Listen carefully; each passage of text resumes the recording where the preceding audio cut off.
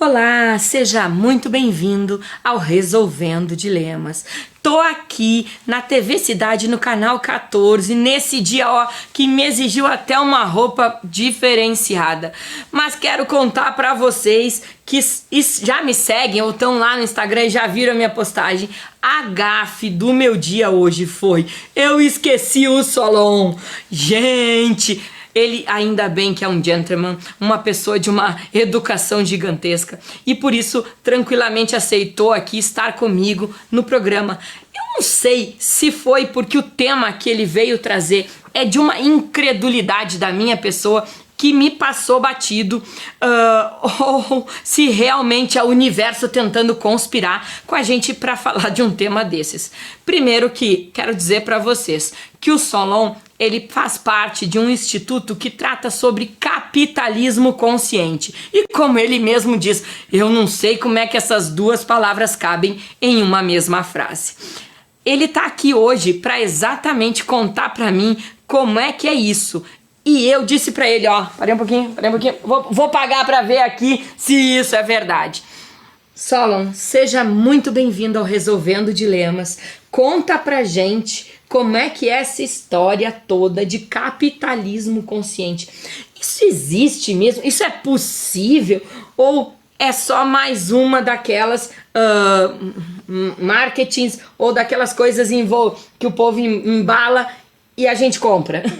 Pois é, boa questão. É um dilema mesmo, né? Por isso que eu acho que estamos no lugar certo nesse programa aqui, Perla. Antes de mais nada, obrigado pelo convite. É uma grande oportunidade que a gente do Instituto sempre tem de poder falar de algo que ainda é bem novo no Brasil. Não é tão novo assim nos Estados Unidos, mas no Brasil ainda é novo, né? E essa tua incredulidade sempre acontece quando eu falo com as pessoas sobre isso. Quando eu sou chamado para alguma entrevista, como aqui, alguma palestra que eu acabo dando na região, sempre pergunto para mim duas coisas. Solon, primeiro, é possível colocar na mesma frase capitalismo inconsciente? E eu respondo, sim, é possível. E a segunda, mas isso é uma utopia, né? E eu respondo, sim, é uma utopia. Mas vamos lembrar que foram os tópicos que transformaram o mundo. A sociedade é o que ela é agora, muito porque pessoas acreditaram em utopias, a gente chegou até aqui, né? Eu acho que para contextualizar um pouquinho a nossa conversa, para ela dizer que o que é o capitalismo consciente, ele é um movimento, né, mundial, nascido nos Estados Unidos, lá pelo ano de 2010, lá nos Estados Unidos. Olha só a história da criação do Instituto, ele mostra muito o que o Instituto quer fazer, sabe? Um cara chamado Raj Sisodia, que já escreveu vários livros, ele é um professor, ele é indiano, mas ele vive nos Estados Unidos, é um professor numa escola americana, lá em Boston. E ele foi escrever uma tese de doutorado e ele resolveu, na época, estudar as empresas que investiam muito dinheiro em marketing. Tinham aqueles orçamentos milionários que gastam muito na TV, no rádio, no jornal para fazer marketing dos seus produtos, né? E ele constatou durante a pesquisa dele que as empresas americanas lá que ele separou gastavam por ano, olhem só, gente, por ano, gastavam o mesmo valor que era equivalente ao PIB da Índia, que era o país que ele vinha. Um país com 1 bilhão e 200 milhões, toda a riqueza que esse país girava no ano, era o orçamento que as empresas gastavam com marketing. E ele achou que era um absurdo, não fazia muito sentido para ele. Só que, ao mesmo tempo que ele estudou essas empresas que gastavam muito em marketing, ele também descobriu empresas do mesmo segmento, o que ele chamava de empresas pares, do mesmo setor, que gastavam muito pouco em marketing e, olha só, tinha um resultado, uma lucratividade muito maior. Então ele resolveu mudar o estudo dele. Em vez de ele estudar as empresas que gastavam muito em marketing, ele resolveu estudar as empresas que gastavam pouco e tinham um lucro maior. E aí ele descobriu que essas empresas que gastavam menos em marketing, mas tinham um lucro maior, tinham 4 comportamentos que sempre se repetiam nessa pesquisa que ele fez. Ele conseguiu encontrar padrões. Padrões, ótimo. Que lá no livro chamado Capitalismo Consciente, que ele escreveu, ele chama de princípios do capitalismo consciente, mas são padrões. Ótima, nunca me guiei nessa luz de explicar que são padrões, tá? E são 4 princípios. Primeiro, essas empresas que são empresas conscientes, elas primeiro são guiadas por um propósito maior, ou seja, esses negócios não nasceram para o dono ganhar dinheiro. Ganhar dinheiro era uma consequência e não o objetivo final, né? E aliás, toda a nova economia que está surgindo agora, nós estamos numa transição da velha para a nova economia, né? todo mundo está percebendo o que está acontecendo. Esses negócios digitais, Uber, Airbnb, Spotify, e aí tem uma lista de outras empresas que surgiram, e inclusive estão dominando o mercado, elas estão na nova economia. Geralmente as empresas da nova economia, quem criou aquela empresa não criou ela com o objetivo de ganhar dinheiro, criou ela com o objetivo de resolver uma dor. Aquilo que se fala muito no mundo da inovação, vamos resolver uma dor. Qual é o problema? Vamos criar uma solução? Qual é o problema? Exatamente. E a partir disso, resolvendo uma dor das pessoas, acabam ganhando dinheiro, mas como consequência. Então, as empresas que são conscientes, elas são guiadas por um propósito maior. E propósito, Perla, não é uma coisa assim bonita, filosófica. Propósito tem a ver com o mundo real dos negócios. Porque propósito ajuda as empresas a definirem prioridades, a fazerem escolhas do que devem e do que não devem fazer. Porque saber o que é bom para uma empresa, todo mundo sabe. Agora, saber o que não é bom para a minha empresa, poucas pessoas sabem. E o propósito separa muito bem o que tem a ver com a minha empresa e o que não tem a ver com a minha empresa. E outra coisa importante, no momento das crises, e estamos vivendo uma agora, o propósito é como se fosse um farol na escuridão. Ele ilumina o caminho. Ele é um balizador, né? Exato. Eu acho que é incrível essa tua colocação. Eu venho de muitos mundos corporativos, onde era muito fácil tu ser um gestor de destaque, né? Uhum. Eu brinco que quando eu falo isso nos meus cursos de áreas comerciais e tudo, antigamente era muito simples. Mais lucro, menos custo. Perfeito. Tu seria o melhor... Essa é a velha economia. Né? Seria o melhor considerado em tudo. E hoje a gente vê que isso é uma equação que já não tem o resultado que a gente necessita. Graças a, claro, a inovação e a tecnologia. Perfeito. Porque as pessoas estão com muito mais acesso à informação. Exatamente. Essa transição da velha para a nova economia não tem a ver só com aspectos econômicos. Tem a ver com a transformação do ser humano. Quem não tem em casa... Quem não tem na vizinhança, quem na não família. Convive na família com essa gurizadinha que tá chegando aí de 10, 15 anos.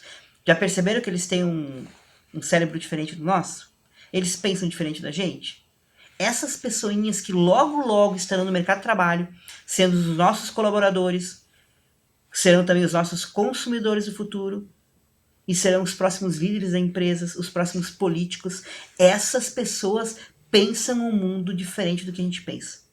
Essas pessoas, não todas, mas está nascendo uma geração que cada vez mais não vai tolerar empresas que não respeitam as pessoas, que não respeitam o planeta, que não respeitam a ética. Elas não vão querer consumir e nem trabalhar para essas pessoas, né? Mas só para continuar sobre os princípios, então, que são os padrões, que eu gostei muito. O primeiro, então, propósito maior. O segundo, liderança consciente. Ele percebeu que era um padrão que todas as empresas, já vou citar algumas para vocês saberem que, não vou de qualquer empresa, tá?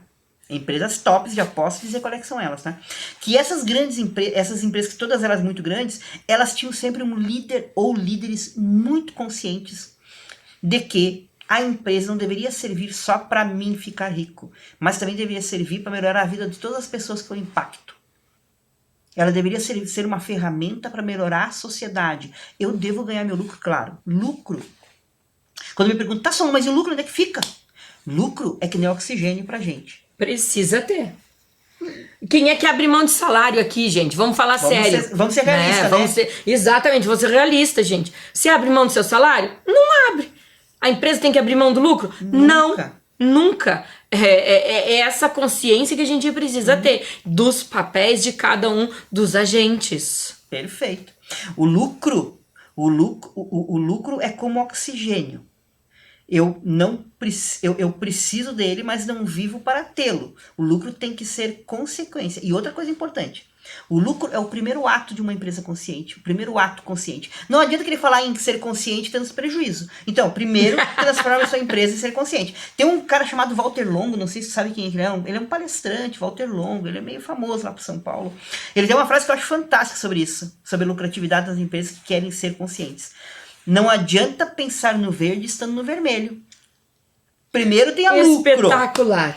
Depois que tu tiver lucro, agora tu pode pensar em ajudar os outros. É que nem aquela frase que a gente diz no avião e as máscaras caíram. Primeiro eu, depois eu ajudo o outro, né? Porque senão a gente morre os dois. Então assim, a empresa não tem que dar dinheiro pra ninguém. A empresa só tem que ter consciência. Então esse é o segundo princípio. Uma liderança consciente que sabe que ela primeiro tem que lucrar, mas depois ela se preocupa em gerar impacto positivo e não só aumentar somente a riqueza dela. Fica um super rico e um monte de gente pobre na volta, né? O terceiro princípio que ele descobriu se chama cultura consciente. Que todas essas empresas, com o tempo, foram mudando suas políticas internas, os seus regulamentos, as suas normas, para que a empresa devagarinho, e isso eu vou frisar bem, tá? Esse movimento é lento, devagarinho ela começasse a adotar práticas conscientes de respeito a fornecedores, respeito a clientes, respeito ao colaborador, né? Porque a gente sabe, e meus telespectadores, vocês também sabem, que a cultura da empresa come a inovação e a boa vontade no café da manhã. Exatamente. Peter Drucker já dizia isso. Né? A cultura... nas empresas bem poderosas que a gente conhece, que são marcas poderosas, vocês podem ter certeza que o maior diferencial dessa empresa não é o produto, não é o serviço, é a sua cultura. Culturas poderosas transformam a organização. Então, terceiro princípio, cultura consciente. Já espalhou quando espalha pela empresa aquela coisa de ter uma missão, que eu não tô aqui só para ter lucro, eu tô aqui também para ajudar não é a palavra certa, para impactar positivamente todo mundo. E o quarto e último princípio, que é a parte visível do capitalismo consciente. Porque tudo que eu falei, propósito maior, liderança consciente, cultura consciente, são aspectos internos. Só quem tá lá dentro percebe. Agora, o quarto princípio é externo, que se chama orientação para stakeholders. Essa palavrinha stakeholders, que é uma palavra inglesa, significa todas as partes interessadas que se relacionam à empresa. Quem são as partes interessadas? Primeiro, o cliente, para quem a empresa vende produtos, serviços, né? Segundo, os funcionários, precisa de funcionário. Terceiro, os próprios donos. Pô, botei negócio, eu preciso ganhar dinheiro nesse negócio, não ninguém bota negócio, né? Se eu não tiver minha remuneração adequada do meu dinheiro, né? Quarto, fornecedores. As empresas não são ilhas. As empresas precisam de fornecedores. Quinto, meio ambiente. Nós vivemos um planeta, e aqui uma coisa importante, já pararam para pensar que o planeta não tem plano B? Ótimo. Só tem plano A. Se nós esculhambar com o planeta, não tem outro planeta para a gente pegar uma nave espacial e ir para outro planeta. Então, meio ambiente tem que ser considerado uma parte interessada no meu negócio. E por último, os governos. Sim, por quê? Porque os governos fazem caixa com impostos. E eles precisam dos impostos que as empresas recolhem. Então, também tem que ser olhado qual é a parte que o governo precisa. Então, a orientação para stakeholder é a seguinte: uma empresa consciente, quando vai tomar uma decisão, ela mede se a decisão dela vai gerar algum impacto negativo em uma dessas partes interessadas. Se ela impacta negativamente alguém, por exemplo, eu vou sonegar imposto, impactou no governo? Não é uma empresa consciente. Eu vou trabalhar no menor salário que eu puder pagar para as pessoas. Impactou negativamente o colaborador? Não é uma empresa consciente. Então, uma empresa consciente, ela consegue equilibrar os valores de todo mundo. Uma empresa consciente gera valor compartilhado. Uma empresa consciente não fala mais em riqueza, fala em prosperidade. Porque prosperidade inclui todo mundo. Mas volto a repetir, para que não me interpretem mal, Perla. Lucro é fundamental. Primeiro ganhe o teu dinheiro, seja lucrativo. Depois pense, como eu posso impactar as pessoas sem abrir mão do meu lucro? Não estou falando de abrir mão do lucro, mas eu posso gerar valor compartilhado para as pessoas? Como é que a gente pode fazer com que o meu ecossistema onde eu atuo tenha mais prosperidade e não só riqueza para mim, né? Eu acredito demais nesse conteúdo, Solon, porque na minha percepção um pouco filosófica e com um pouco embasamento, muito mais a minha vivência, nós, como seres humanos, como espécie, não sobreviveremos se não aprendermos a trabalhar colaborativamente. Perfeito. Então, eu acho que o capitalismo consciente, agora trazido com essa tua visão, me dá uma noção de que isso pode acontecer, porque a premissa principal é: não vamos acabar com o lucro. Perfeito. Não é um movimento de socialismo. Se você tivesse me dizendo que precisava aqui cortar o lucro do capitalista, eu ia continuar achando que ia ser, e que isso era só uma embalagem bonita de algo não executável. Olha só, por isso que é capitalismo consciente, não se nega o capitalismo. Aliás, o capitalismo a gente tem que dar graças a Deus que existiu o capitalismo. Porque olha, eu vou dar um dado, eu tenho vários dados, mas vou dar um só para vocês. Em 200 anos, por causa do capitalismo, a expectativa de vida do ser humano saltou de 33 anos em média para 75. Se não fosse capitalismo, eu não estaria aqui agora. Nem eu. Porque eu tenho 52 anos. Eu já teria morrido há 20 anos. Mas por que o capitalismo? Porque por conta dos empreendedores que queriam botar negócios e por consequência disso ganhar dinheiro, isso é capitalismo, que se desenvolveu remédios, vacinas, equipamentos hospitalares, hospitais, avião, ar-condicionado, essas coisas todas melhoraram a vida das pessoas. Por isso que elas vivem mais hoje, né? TV. Tudo isso que a gente curte hoje é fruto do capitalismo. Tu falou uma coisa que eu preciso dizer porque eu fiquei estarrecido. Eu sou um leitor, eu leio muito, gosto muito de ler. Mas leio porque gosto mesmo, tá? E eu li um livro agora, recentemente, o último que eu li, que eu terminei, se chama Impacto Positivo, que tem a ver com tudo que eu falo, né? Escrito por um cara chamado Paul Pullman. As pessoas não sabem quem é Paul Pullman, eu também não sabia até ler o livro. O Paul Pullman foi, por 10 anos, o diretor-geral da Unilever. Sabe quem é Unilever? Sabe essa pasta de dente que tu usa aí, Colgate? É Unilever. E mais um monte de produtos que a gente usa em casa e nem sabe que é da Unilever. Muitos produtos de alimentação e de higiene pessoal são Unilever. Se não é a maior, é uma das maiores empresas de bens de consumo do mundo, junto com a Johnson & Johnson, esses caras todos. Ou seja, é um peso pesado da economia mundial. Esse cara, a Unilever é uma empresa consciente. Ele transformou a empresa dele numa empresa consciente. E ele tem um dado, que é aquilo que tu falou que nós não vamos sobreviver. Que olha só o dado que ele contou. Que ele conta no livro. O mundo, quando ele escreveu o livro, foi em 2019. Foi ali, no meio da pandemia ele escreveu o livro. Naquela época, existiam no planeta 1 bilhão de pessoas que não tinham uma vida digna. O que quer dizer com vida digna? Não tinham alimentação digna, moradia digna, vestimenta digna, não tinham educação digna, ou seja, viviam abaixo da linha da pobreza, viviam muito mal. Não é uma questão de ser pobre, estar abaixo de ser pobre, não ter uma vida digna, porque eu posso ser pobre e ter uma vida digna, tenho comida, tenho onde morar e tudo mais, né? Não, é abaixo, 1 bilhão de pessoas. A conta que ele faz, num estudo que ele encomendou na época, ele tinha muito dinheiro, porque encomendar o estudo que ele queria, ele encomendou isso e diz o seguinte: esse 1 bilhão de pessoas, de um dia para... Imagina que eles dormem hoje com uma vida não digna e amanhecem com a vida digna e começam a consumir, a comer, a beber, a querer morar, a consumir coisas que eles não podiam para ter uma vida que nem eu e tu temos, Perla. Sabe o que ia acontecer com o planeta? Ele entraria em colapso. Nós não teríamos recursos para essas pessoas.